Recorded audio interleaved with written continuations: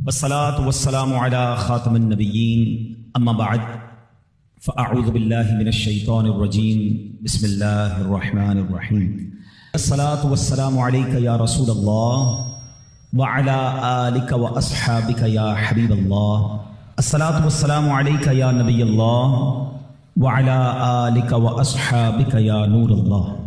درود پاک پڑھنے کے بے شمار فضائل و برکات ہیں۔ اسلام کے پہلے خلیفہ حضرت ابوبکر صدیق رضی اللہ تعالی عنہ فرماتے ہیں، حضور اکرم نور مجسم صلی اللہ تعالی علیہ وسلم پر درود پڑھنا پانی سے آگ کو بجھانے سے بھی زیادہ تیزی سے گناہوں کو مٹانے والا ہے، اور آپ علیہ الصلوۃ والسلام پر سلام بھیجنا غلام آزاد کرنے سے افضل ہے۔ آپ ذرا غور کریں کہ پانی آگ پہ ڈالیں تو جتنی تیزی سے آگ بجھتی ہے، فرمایا ایسے گناہ مٹتے چلے جاتے ہیں، یعنی دوسرے لفظوں میں گناہوں کی وجہ سے جہنم کی آگ بڑھ رہی ہے۔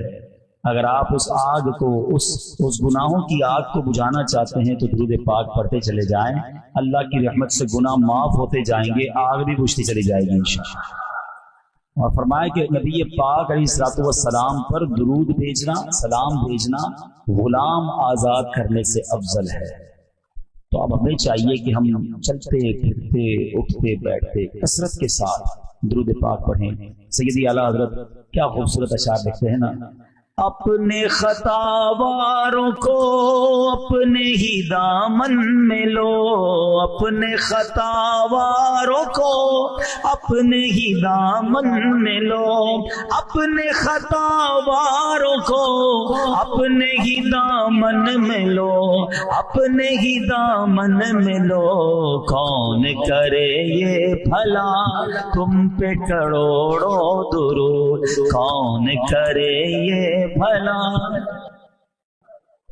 کوئی غلطی کرنے والے، مسٹیک کرنے والے، نہ ماننے والوں کو دامن میں چھپاتا ہے، ہماری کوئی بات نہ مانے ہم دور کر دیتے ہیں، یار یہ تو بات ہی نہیں مانتا، ایک بار سمجھایا، دو بار سمجھایا، بلکہ ماں باپ بچے کو گھر سے نکال دیتے ہیں، مگر آقا وہ ہیں کہ خطا بھی انہی کی دربار میں کرتے ہیں، اور جب آقا کے پاس جاتے ہیں تو نبی پاک دامن میں بھی چھپا لیتے ہیں۔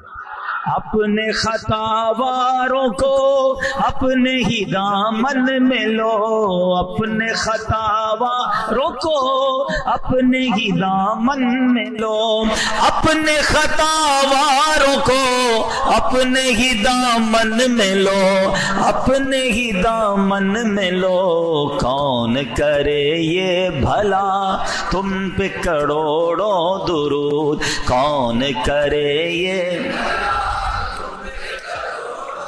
بندہ جس کا جرم کرتا ہے نا اس سے دور بھاگتا ہے، حکومت کا جرم کرے تو حکومت والوں اور پولیس والوں سے چھپتا ہے، مگر میرے آقا وہ ہے کہ بندہ جرم تو انہی کی کر رہا ہے، نافرمانی انہی کی کر رہا ہے، مگر جا کے چھپتا بھی انہی کے دامن میں ہے، اور آقا دامن میں چھپا بھی لیتے ہیں، دور نہیں کر دیتے کہ تم نے میری جرم کی ہے، میری خطا کی، میرے پاس کیوں آئے ہو۔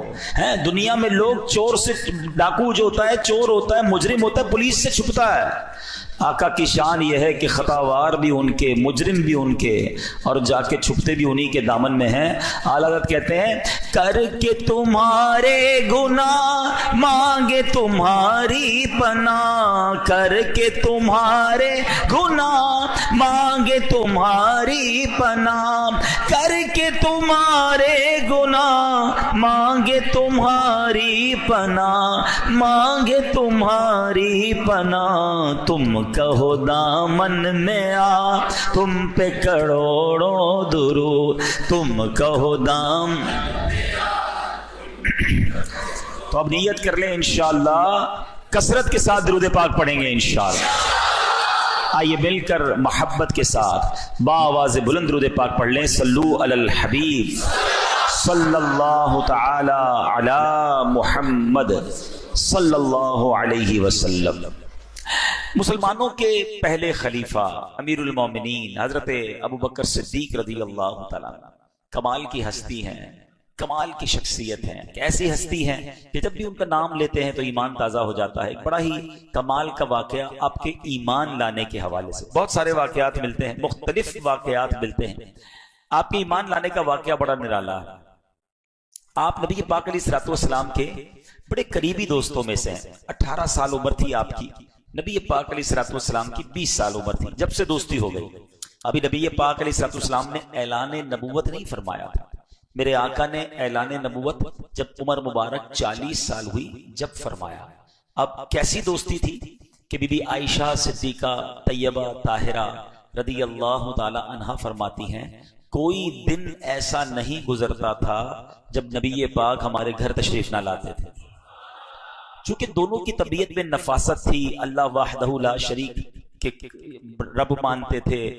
حضرت ابوبکر صدیق نے کبھی بھی کسی بت کے آگے سجدہ نہیں کیا تھا.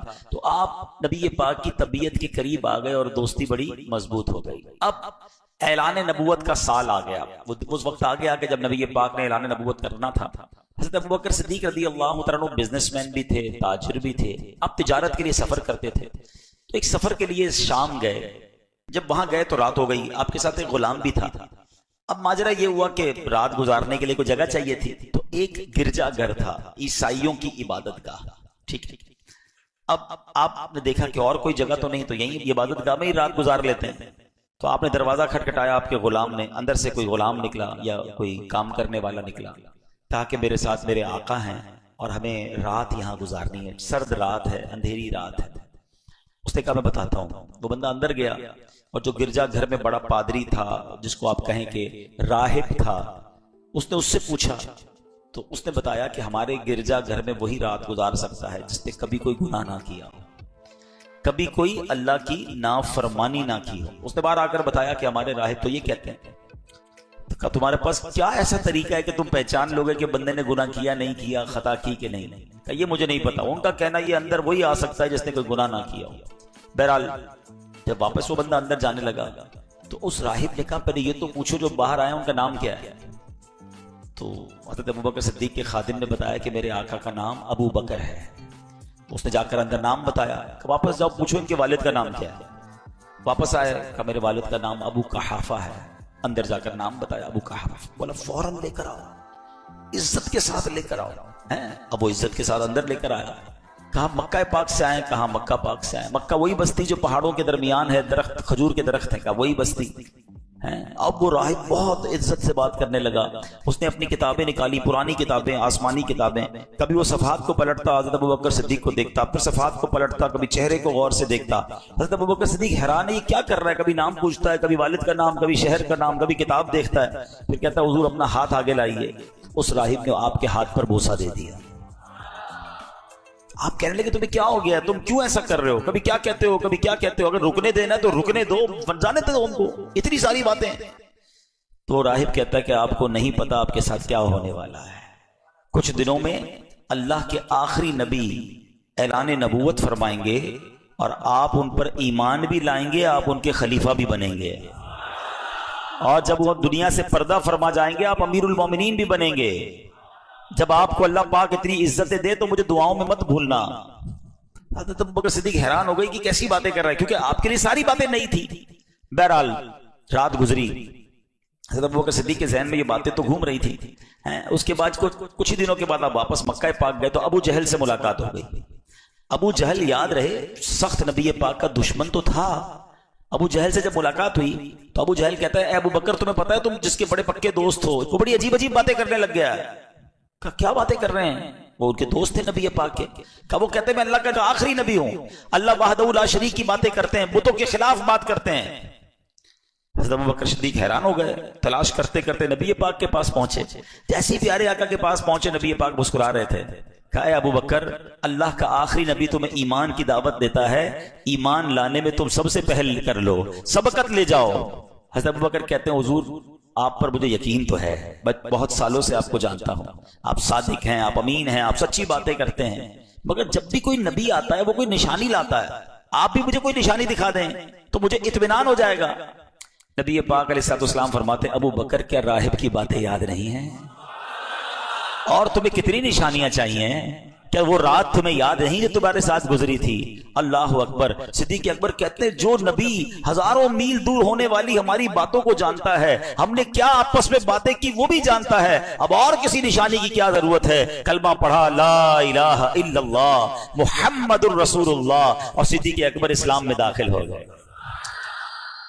سب سے پہلے ایمان لانے والے کون ہیں؟ مردوں میں سب سے پہلے ایمان لانے والے حضرت ابو بکر صدیق رضی اللہ عنہ۔ عورتوں میں سب سے پہلے ایمان لانے والی کون ہے؟ بی بی خدیجۃ الکبریٰ رضی اللہ تعالی عنہ۔ بچوں میں سب سے پہلے ایمان لانے والے کون ہیں؟ مولا علی شیر خدا کرم اللہ تعالی وجہ الکریم۔ اچھا یہ باتیں تو ہمیں پتہ ہونی چاہیے، مگر میں ایک بڑی گہری بات کہنا چاہتا ہوں۔ یہ تینوں کون تھے؟ اگر غور کریں نا، پہلے ایمان لانے والا سب سے قریبی دوست، پہلے ایمان لانے والی آپ کی زوجہ محترمہ، پہلے ایمان لانے والا بچہ کون؟ جو آپ کے گھر میں بڑا ہو رہا ہے۔ نبی پاک کے سب سے قریبی لوگ ہیں، آپ پوائنٹ سمجھ رہے ہیں؟ آقا کے سب سے زیادہ قریب یہ تین ہستیاں ہیں، اور تینوں نے جیسے ہی سنا کہ نبی پاک اللہ کی طرف بلا رہے ہیں، ایک منٹ نہیں لگایا، کلمہ پڑھا اور مسلمان ہو گئے۔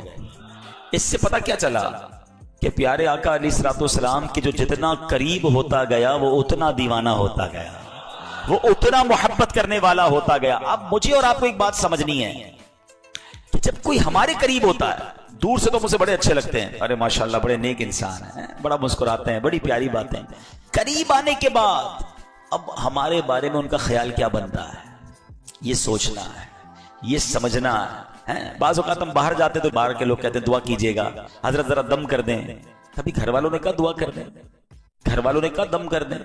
سوچئے نا، گھر میں ہماری ویلیو کیا ہے؟ باہر تو بن جاتی ہے ویلیو، کیونکہ باہر والے تھوڑی دیر کے لیے ملتے ہیں۔ مزہ یہ ہے کہ ہماری خلوتیں، ہم اکیلے میں بھی اتنے نیک ہوں جتنے باہر نظر آتے ہیں، بلکہ اس سے زیادہ نیک ہوں، لیکن حال برا ہے۔ بظاہر تو لوگوں کے سامنے ہم نیک پرہیزگار، مگر تنہائی میں حال کیا ہوتا ہے؟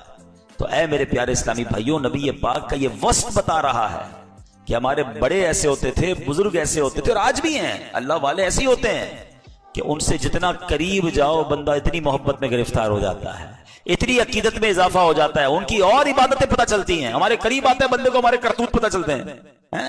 تو یہ غور کرنے والی بات ہے۔ اللہ کرے کہ ہماری خلوتیں اور ہماری جلوتیں سب پاکیزہ ہو جائیں۔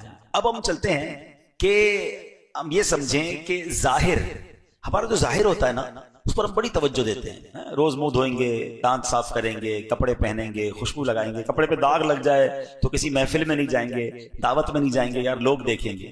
ذرا غور طلب بات سمجھیے گا، ظاہر کو کون دیکھتا ہے؟ لوگ دیکھتے ہیں۔ جس کو لوگ دیکھتے ہیں میں اس کی صفائی کی بڑی کوشش کرتا ہوں۔ آپ کو پتہ ہے رب کی نگاہ رحمت کہاں ہوتی ہے؟ دل پر۔ دل کی صفائی کا کوئی خیال نہیں ہے۔ اللہ دل دیکھ رہا ہے، دل چاہے کتنا ہی گندا، کتنا ہی میلا، کتنا ہی بدبودار ہے، اس کی کوئی ٹینشن نہیں، ظاہر صاف کرنا ہے۔ آپ دیکھیں نبی پاک کی دعاؤں میں بھی ایک میسج ہوتا ہے۔ وہ میسج کیا ہے؟ ہم آئینہ دیکھنے کی دعا یاد ہے کسی کو؟ اللہم حسنت خلقی، اللہ تو نے میرا چہرہ اچھا بنا دیا، تیری مہربانی، فحسن خلوقی، اللہ اخلاق بھی اچھا کر دے۔ مزہ اس میں چہرہ اچھا ہونا واقعی نعمت ہے، مگر اس سے بڑی نعمت یہ کہ بندے کا دل بھی اچھا ہو جائے، بندہ اللہ کی بارگاہ میں بھی مقبول ہو جائے۔ تو ہمیں یہ سوچنا ہے کہ ہم باطن کی صفائی، اندر ہمارا صاف ہو، دل اجیالا ہو، گناہوں بھرا نہ ہو، اس کی فکر کرنی چاہیے۔ احادیث میں مضمون ملتا ہے کہ اللہ کریم تمہارے مالوں اور تمہارے چہروں پر نظر نہیں فرماتا، اللہ تمہارے دلوں پر نظر فرماتا ہے۔ قلوبکم، اللہ تمہارے دلوں پر نظر فرماتا ہے۔ اللہ کرے کہ ہم ہمارے اپنے دلوں کو صاف کرنے والے بن جائیں۔ صدیق اکبر رضی اللہ عنہ کے بارے میں مزید آتا ہے کہ آپ کے ایمان کا عالم کیا تھا کہ سورہ آل عمران آیت نمبر 79 میں اللہ پاک ارشاد فرماتا ہے کونوا ربانیین، یعنی اللہ والے ہو جاؤ۔ حضرت ابو عباس عطا رحمت اللہ تعالی کی خدمت میں سوال ہوا، اس آیت کریمہ میں اللہ پاک نے ہمیں کس جیسا ہونے کا حکم دیا ہے؟ کیونکہ اللہ نے تو یہ فرمایا کہ اللہ والے ہو جاؤ۔ آئے ہائے، حضرت ابو عباس عطا فرماتے ہیں کہ ہمیں اس آیت میں حکم دیا جا رہا ہے کہ صدیق اکبر جیسے ہو جاؤ۔ اچھا، اس کی وجہ بیان فرمائی، کیونکہ جیسے ربانی یعنی اللہ والے صدیق اکبر ہیں، انبیاء کرام کے بعد کائنات میں ایسا اللہ والا کوئی ہے ہی نہیں۔ ہائے ہائے ہائے، حضرت صدیق اکبر ایسے اللہ والے ہیں، آپ کا اللہ پاک پر توحید پر ایسا کامل ایمان ہے کہ زمانے کا کوئی حادثہ، یہاں تک کہ پوری زمین ادھر سے ادھر ہو جائے پھر بھی آپ کے دل پر اس کا کوئی اثر یعنی ایفیکٹ نہیں ہوتا، آپ کے دل میں ایمان پوری آن بان اور شان کے ساتھ قائم رہتا ہے۔ اے میرے پیارے اسلامی بھائیوں، سرکار دو عالم صلی اللہ تعالی علیہ وسلم نے حضرت صدیق اکبر رضی اللہ تعالیٰ عنہ کے ایمان کے بارے میں کیا خوبصورت خود ارشاد فرمایا۔ دیکھیں میں اور آپ تو تمنا کرتے ہیں نا کہ ہمارا ایمان مضبوط ہو جائے، مگر نبی پاک علیہ الصلوۃ والسلام کیا خود ارشاد فرماتے ہیں، آقا فرماتے ہیں کہ اگر ابو بکر کا ایمان تمام اہل زمین کے ایمان کے ساتھ تولا جائے تو ابو بکر کا ایمان وزنی ہوگا۔ ہائے ہائے ہائے۔ اچھا پھر نبی پاک علیہ السلام نے اس کو یہ ایسے ہی نہیں کہا۔ دیکھیں ایک بات ہوتی ہے مشاہدے کی، ایک بات ہوتی ہے تجربے کی۔ ایک بندہ کہے شہد بہت میٹھا ہے کیونکہ اس نے کتابوں میں پڑھا ہے، یہ تو پڑھ کے بتا رہا ہے، اور ایک ہے جو چکھ کے بتا رہا ہے کہ میں نے کھایا ہے شہد بہت میٹھا ہے۔ جو تجربہ کر کے بتاتا ہے نا اس کی بات پہ بڑا کانفیڈنس ہوتا ہے۔ خیر نبی پاک تو جو فرمایا حق ہے، مگر اس بات کو پیارے آقا نے تجربے سے بھی دیکھا ہے۔ نبی پاک کی ایک اور حدیث ہے، آقا علیہ الصلوۃ والسلام فرماتے ہیں میں نے دیکھا کہ میں جنت میں داخل ہوا تو ایک ترازو لایا گیا، میری پوری امت کو ایک پلڑے میں رکھا گیا اور مجھے دوسرے پلڑے میں رکھا گیا، تو آقا نے فرمایا میرا وزن میری پوری امت سے زیادہ تھا۔ پھر فرماتے ہیں ایک پلڑے میں میری پوری امت کو رکھا گیا، دوسرے میں صدیق اکبر کو بٹھایا گیا تو صدیق اکبر کا وزن پوری امت سے زیادہ تھا۔ ہائے ہائے ہائے، ایسے ہیں صدیق اکبر، ایسے پیار نہیں کرتے ان سے ہم۔ اللہ پاک سیدنا صدیق اکبر کے ایمان کا صدقہ ہمیں نصیب فرمائے۔ ایمان کیسا مضبوط تھا، نبی پاک کی زبان سے نکلا بس وہ حق ہے۔ واقعہ آپ نے سنا ہوگا نا کہ صدیق اکبر رضی اللہ تعالیٰ عنہ جو ہیں یہ شب معراج 27ویں رجب نبی پاک معراج کر کے واپس تشریف لائے۔ جب آقا واپس تشریف لائے تو نبی پاک نے مکے والوں کو جمع کیا اور بتایا کہ میں رات کے تھوڑے حصے میں مسجد اقصی بھی ہو کر آیا، آسمان کی سیر بھی کرایا۔ تو باقی جو ایمان والے تھے وہ تو بڑے خوش ہوئے، ابو جہل وہ بھی سننے لگا۔ اب اس کو موقع مل گیا کہ یہ تو ایسی بات ہے کسی کو سمجھ نہیں آئے گی۔ اب آپ کہیں کیوں سمجھ نہیں آئے گی؟ اب میں آپ کو سمجھاتا ہوں کہ اگر میں کہوں آپ کو میں عشاء کی نماز عبداللہ گوٹ کی اس مسجد میں پڑھوں اور فجر میں آ کے آپ کو بتاؤں کہ رات میں عشاء پڑھ کے جو نا امریکہ گیا تھا اور فجر میں واپس آ گیا ہوں، تو آپ یہ کہیں گے عبدالحبیب بھائی کی لگتا ہے طبیعت ٹھیک نہیں ہے، یا تو یہ خواب میں گئے تھے۔ ٹھیک ہے، دو میں سے ایک بات ہو سکتی ہے، اتنی دیر میں تو بندہ وہاں سے ہو کر آ نہیں سکتا، کیونکہ نبی پاک رات بھی ان کے ساتھ تھے اور بیت المقدس اور مکہ پاک کا راستہ 1 مہینے کا تھا۔ اب تو جہاز آ گئے نا، پہلے اونٹوں پر گھوڑوں پر سفر ہوتا تھا، 1 مہینہ جانے کا راستہ 1 مہینہ واپسی کا راستہ۔ ابو جہل نے کہا اے محمد صلی اللہ علیہ وسلم جو آپ ابھی کہہ رہے ہیں میں اور لوگ جمع کر دوں آپ کہہ دیں گے؟ نبی پاک نے فرمایا بالکل بتاؤں گا، بالکل کہہ دوں گا۔ ابو جہل نے کیا کیا؟ اور لوگوں کو جمع کیا، کہا دیکھو جس کو تم اللہ کا نبی مانتے ہو، جو اللہ کا نبی ہونے کا دعویٰ کرتا ہے، وہ کیا باتیں کر رہے ہیں؟ نبی پاک نے فرمایا کہ میں رات تھوڑے حصے میں بیت المقدس ہو کر آ گیا۔ لوگ ہنسنے لگے، معاذ اللہ مذاق اڑانے لگے۔ اب ابو جہل کو یاد آیا کہ یہ تو موقع ہے ابو بکر کو اپنے ایمان سے ہلانے کا ہے۔ سیدنا ابو بکر رضی اللہ عنہ جب سے ایمان لائے تھے نا، مسلمانوں کو تو بڑی تقویت مل گئی تھی، طاقت مل گئی تھی۔ یہ کفار بڑے پریشان تھے کیونکہ آپ بڑے تاجر تھے، بڑا نام تھا، آپ کا روب تھا۔ تو یہ پہنچ گئے ابو جہل، پیارے آقا علیہ الصلوۃ والسلام کے سب سے قریبی ساتھی حضرت ابو بکر صدیق کے گھر پہ چلا گیا ابو جہل اور دروازہ کھٹکھٹایا۔ سیدنا ابو بکر صدیق باہر آئے، کہا اے ابو بکر جس نبی سے محبت کرتے ہو تمہارے دوست پتہ ہے کیا کہتے ہیں؟ کہا کیا کہتے ہیں؟ کہا وہ کہتے ہیں کہ رات کے تھوڑے حصے میں بیت المقدس سے ہو کر آ گیا ہوں۔ تو حضرت ابو بکر صدیق فرماتے ہیں کیا واقعی میرے آقا ایسا کہتے ہیں؟ اچھا جب ہو سکتا ہے یہ صدیق اکبر نے سوال کیا ہو تو ابو جہل اور اس کے دوستوں نے سمجھاؤ کہ لگتا ہے کچھ کنفیوژن آ رہی ہے، کہا ہاں بالکل ایسا ہی کہتے ہیں۔ آئے ہائے، صدیق اکبر نے کچھ اور نہ کہا، کہا اگر میرے آقا کہتے ہیں تو سچ کہتے ہیں، میرے آقا کہتے ہیں تو سچ کہتے ہیں۔ کہا یہ تم کیسے مان سکتے ہو؟ کیا شاندار جواب دیا صدیق اکبر نے۔ آپ فرماتے ہیں میں تو اس سے بڑی خبروں کو مانتا ہوں۔ وہ بتاتے ہیں میرے پاس جبریل آتے ہیں، آسمان سے فرشتہ آتا ہے، وہ اللہ کی وحی لے کر آتا ہے، میں تو دیکھتا نہیں، میں وہ بھی مانتا ہوں۔ ارے وہ فرماتے جنت ہے، دوزخ ہے، قیامت آنے والی ہے، اللہ ایک ہے، وحدہ لا شریک ہے، میں نے رب کو نہیں دیکھا۔ میرے آقا فرماتے ہیں میں نے رب کو مانا۔ وہ کہتے ہیں جبریل آتے ہیں، میں نے جبریل کو مانا۔ وہ کہتے ہیں قرآن اترتا ہے، میں نے قرآن کو مانا۔ ارے جب آسمانی باتیں مانتا ہوں تو یہ تو ویسی زمینی بات ہے، میرے آقا نے فرمایا تو حق فرمایا۔ اچھا صدیق اکبر رضی اللہ تعالیٰ نے جو کیا نا، وہ پنجابی لوگ بڑی اچھی بات کہتے ہیں، وہ کہتے ہیں اسی منن والے سوچن والے نہیں ہیں. ہاں لبیک کہا نا انہوں نے، آقا نے فرمایا کہ حضور آپ نے کہا تو حق کہا، نبی پاک سے پوچھنے بھی نہیں گئے. اب یہ اتنا شاندار میسج ہے تمام لوگوں کے لیے جو آج شریعت کے معاملات میں کوسچن کرتے ہیں، سوالات کرتے ہیں، ایسا کیوں حضرت، یہ کیوں ہوا، یہ حکم کیوں نازل ہوا، اس کے پیچھے کوئی لاجک بتائیے، اس کے پیچھے حکمت کیا ہے. بھائی ہم بندے ہیں، ہمارا کام سوال کرنا نہیں ہے، بندے کا کام ماننا ہوتا ہے.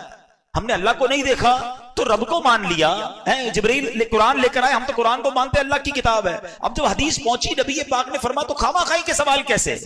تو ہمارا کام دینی احکام میں سوال کرنا نہیں ہے، ہمارا کام ان احکام کو ماننا ہے. اچھا اب دو بات چلی پڑی ہے، چلیں ایمان والوں کے ایمان میں اور اضافہ کر دوں، عاشقان رسول کے دلوں میں اور خوشی داخل کر دوں، اور کچھ لوگ جو خامہ خائی کی کنفیوژن پھیلاتے ہیں اس کا بھی علاج کر دیتے ہیں. پہلی بات، 27 رجب گزری، صبح آ گئی، نبی پاک نے جب معراج کا واقعہ سنایا تو ایمان والوں کو کیا ہوا؟ کیا ہوا؟ خوشی ہوئی نا؟ کیا ہوا بتاؤ نا بھائی. اور بے ایمانوں کا کیا ہوا؟ تکلیف ہوئی، پریشانی ہوئی. یہ آج تک ہو رہی ہے، سمجھ گئے؟ ہاں آج بھی شب معراج آتی ہے تو کچھ عاشقان رسول جھوم جھوم کر کہتے ہیں شاہ دولہ بنا آج کی رات. ایمان والوں کو آج بھی خوشی ہو رہی ہے، جن کے دلوں میں پرابلم ہے ان کو آج بھی پرابلم ہو رہی ہے. تو پہلے یہ سمجھ لو. دوسرا، اب لاجیکلی جواب سمجھ لو. کچھ لوگ کیا کہتے ہیں، خواہ کہیں معراج کی اتنی عظیم سعادت، اتنے بڑے معجزے کو معاذ اللہ کم دکھانے کے لیے کہتے ہیں کہ یہ معراج جو ہوئی تھی نا یہ خواب میں ہوئی تھی. معاذ اللہ. وہ کیا کہتے ہیں، نبی پاک خواب میں تشریف لے گئے تھے. اب میں آپ کو بڑی آسانی سے لاجیکلی سمجھا دیتا ہوں، غور سے سنو گے تو آئندہ کبھی وسوسہ کوئی ڈال نہیں سکے گا. ٹھیک ہے؟ کبھی آپ صبح اٹھیں، اتنے سارے لوگ بیٹھے، ہمارے گھر میں بھی چھوٹے چھوٹے بچے ہوتے ہیں، کوئی بچہ صبح اٹھ کر کہے کہ ابو جان رات میں خواب میں جو ہے نا لاہور بھی گیا، اسلام آباد بھی گیا، اس کے بعد مکے بھی گیا، مدینے بھی گیا. صبح اٹھا تو بستر پر تھا، تو آپ کیا کہیں گے؟ چلو بیٹا مبارک ہو، ماشاءاللہ مکہ مدینہ دیکھا، لیکن خواب میں سارے گھومتے رہتے ہیں. خواب میں کوئی بھی کہیں چلا جائے، کوئی پابندی تو نہیں ہے نا، اور کوئی بڑا کمال بھی نہیں ہے. ایک بڑا لاجیکلی سوال، حکمت والا سوال آپ سے کر رہا ہوں. اگر نبی پاک نے 28 رجب کی صبح یہ کہا تھا کہ میں رات کے اندر خواب میں بیت المقدس دیکھ کر آیا ہوں تو جھگڑا بنتا؟ بتاؤ نا. نہیں نا. اگر آقا یہ فرماتے کہ میں خواب میں بیت المقدس گیا تو کسی کو کیا اعتراض ہوتا؟ یہ ابو جہل اور اس کی کمپنی کا اعتراض ہی بتا رہا ہے کہ نبی پاک نے دعویٰ یہی کیا تھا کہ میں جسمانی طور پر بیت المقدس گیا تھا. سمجھ آ گئی بات؟ جو ان کا جھگڑا بننا ہے نا، کہتے ہیں نا ہر کام میں اللہ کی حکمت ہوتی ہے. وہ اعتراض جو کر رہے ہیں نا، کتابوں میں لکھا کہ یہ اعتراض کر رہے ہیں، مذاق اڑا رہے ہیں، صدیق اکبر کے گھر جا رہے ہیں، یہ سب چیزیں بتا رہی ہیں کہ میرے آقا نے اس دن جو اعلان کیا تھا نا، وہ اعلان یہی تھا کہ میں جسمانی طور پر بیت المقدس گیا تھا. ایمان والوں نے اس وقت بھی مانا تھا، ایمان والے آج بھی مان رہے ہیں، اور انشاءاللہ قیامت تک مانتے رہیں گے. رہے گا یوں ہی ان کا چرچا، رہے گا یوں ہی ان کا چرچا، رہے گا پڑے خاک ہو جائیں جل جانے والے، پڑے خاک ہو جائیں. تو انشاءاللہ صدیق اکبر کی ادا کو ادا کریں گے اور ہر معراج کی صبح خوشیاں منائیں گے انشاءاللہ. تو کیا کمال کی ہستی ہیں صدیق اکبر رضی اللہ تعالیٰ کا جو ایمان تھا نا، کیا ایمان، کیا مضبوطی، نبی پاک کے فرمان پر یقین. سبحان اللہ. کئی واقعات ہیں ایسے. ایسا ایمان مضبوط تھا کہ حضرت غزوہ تبوک کا موقع ہے، حضرت عمر فاروق رضی اللہ تعالیٰ عنہ کہتے ہیں ہر بار صدیق اکبر نیکیوں میں آگے بڑھ جاتے ہیں. اس بار میرے پاس تھوڑے پیسے زیادہ ہیں، اس بار میں نے نیکیوں میں آگے بڑھنا. تو کیسے آگے بڑھنا ہے؟ انہوں نے کیا کیا؟ مسلمانوں کو مال کی ضرورت تھی تو آدھا مال لیا اور نبی پاک صلی اللہ علیہ وسلم کے قدموں میں پہنچ گئے. آقا کی خدمت میں پیش کر دیا. نبی پاک نے فرمایا اے عمر کتنا لائے ہو؟ کہتے ہیں حضور والا جتنا گھر میں تھا آدھا لے آیا ہوں.